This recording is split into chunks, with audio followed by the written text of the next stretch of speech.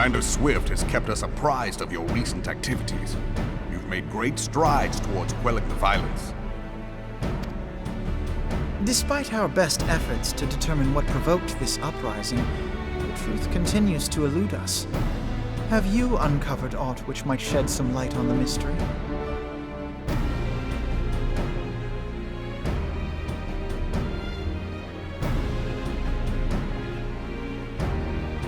This information does not leave this room. The Syndicate's decision to reject the Doman refugees' appeal for asylum had lasting repercussions.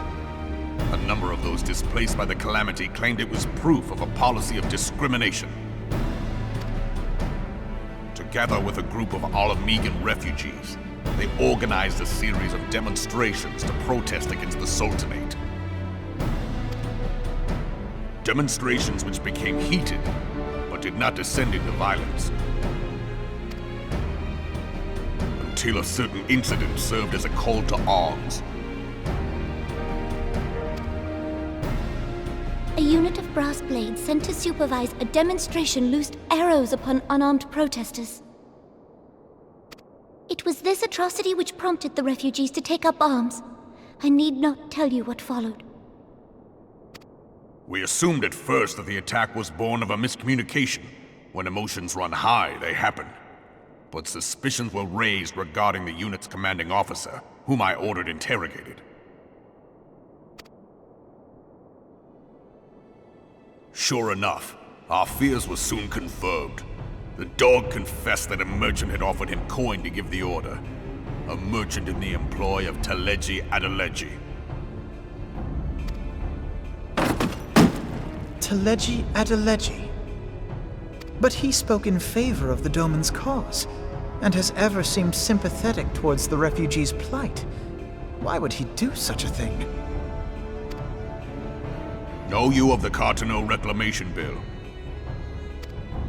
It is a proposal to annex the Cartano Flats so that refugees may establish permanent settlements. When last I looked, that was disputed territory.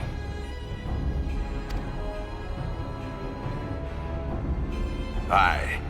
Some might even call it a battlefield.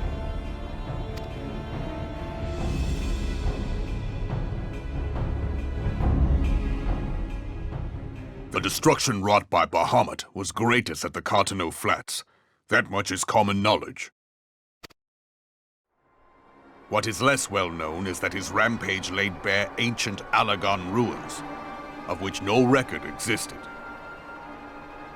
There are certain differences of opinion as to how these ruins should be handled, which is why each nation maintains a military presence in the region to this day. Yet differ though we may, we are still allies. Therefore, in the interest of preserving the Eorzean alliance, we have reached an agreement. Any conflict which may arise during the course of military exercises in the region shall have no bearing on relations between our nations. In full knowledge of this delicate state of affairs, Teleji Adeleji proposed the Cartano Reclamation Bill. A shameless, bloody ruse which stands to benefit him in but one conceivable way. If successful, he will gain control over the disputed territory under the guise of assisting in the resettlement effort. And you can be sure he'll build an orphanage next to every Alagon ruin.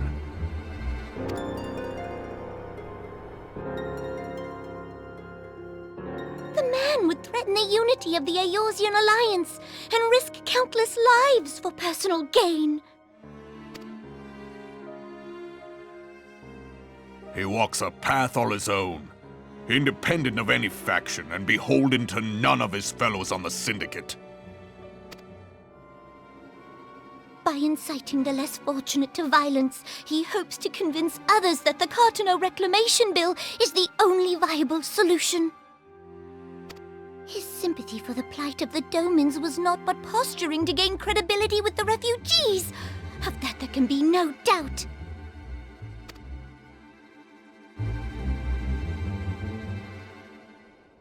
Forgive me, but what could possibly motivate Teleji Adeleji to go to such lengths? What is so special about these ruins that he would risk his position on the Syndicate, and, most likely, charges of treason against the Sultanate? Omega.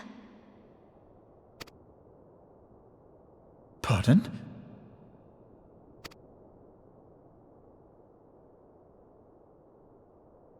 An Oligon monstrosity, not unlike the Ultima weapon. Mayhap larger, we know not. It has yet to be fully excavated.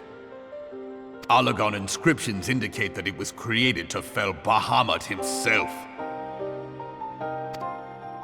If accurate, it might explain why Nail Van Darnus chose to bring the Red Moon down upon the Cotonou Flats. Given the ends he went to ensure Eorzea's annihilation, destroying the one weapon which could stay the Elder Primal may well have seemed like good sense. When first I bore witness to the power of the Ultima weapon, I doubted the evidence of my senses. And now you tell me there is another such weapon, one which could contend with Bahamut. Bahamut! Aye, we were skeptical ourselves. Truth be told, until the Ultima weapon's existence came to light, we thought the inscription had been mistranslated. At present, Omega is more akin to a fossil than a tool of war, having long since ceased to function. As such, its true potential cannot accurately be gauged.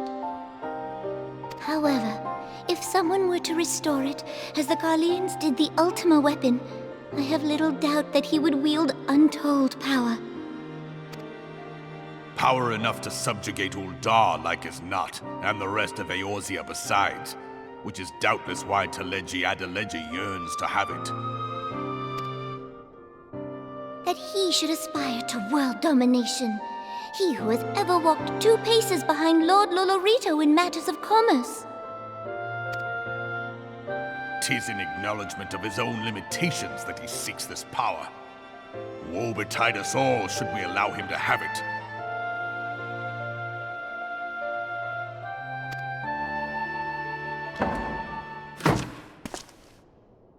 Pray waste no time chasing rats. Only a fool would believe that secrets can be kept in Uldar. It would seem the implications of the Sultanate's refugee problem are rather more far-reaching than we assumed.